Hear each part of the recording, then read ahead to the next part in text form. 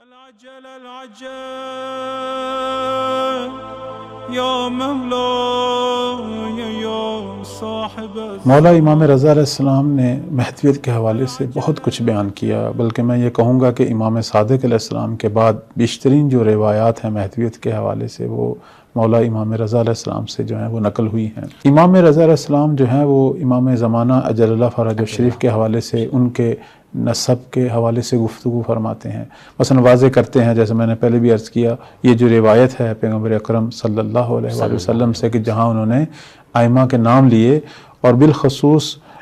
مولا امام حسین علیہ السلام کی نسل سے آنے والے اماموں کا ذکر کیا، اس روایت کے راوی بھی امام رضا ہیں۔ بہت طولانی روایت ہے، اس میں امام جو ہیں وہ فرماتے ہیں کہ پیغمبر نے یہ فرمایا کہ حسین کی نسل سے 9 امام آئیں گے، طاعتہم طاعتی، کہ جن کی اطاعت میری اطاعت ہے اور جن کی معصیت میری معصیت ہے، وَتَاسِعُهُمْ قَائِمُهُمْ، جو ان میں سے 9واں امام ہوگا وہی قائم ہے، وہی مہدی ہوں، وہی مہدی ہیں۔ سبحان اللہ۔ اسی طرح ہم دیکھتے ہیں کہ ایک دفعہ وہ مشہور شاعر جو زمانے میں دیبل شاعر جو ہے وہ امام رضا علیہ السلام کی خدمت میں جب آتا ہے اور قصیدہ جو ہے وہ بیان کرتا ہے جو اہل بیت کی شان میں، اور اس میں آخری امام کا ذکر کرتا ہے، امام مہدی علیہ السلام کا، تو پھر امام رضا علیہ السلام فرماتے ہیں کہ یا دیبل، اے دیبل، وہ جس مہدی کا تم نے ذکر کیا جانتے ہو وہ کون ہے؟ میرے بعد میرا بیٹا محمد امام ہے، اور اس کے بعد ان کے بیٹے علی امام ہے، اور اس کے بعد ان کے بیٹے حسن امام ہے، اور ان کے بعد ان کا بیٹا حجت، یہ وہی قائم ہے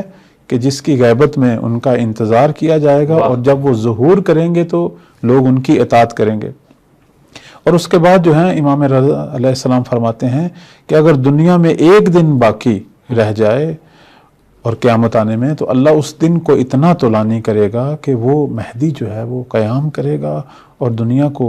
عدل و انصاف سے بھرے گا، جس طرح کے ظلم و جور سے بھری ہو۔ یا مولا یا صاحب الزمان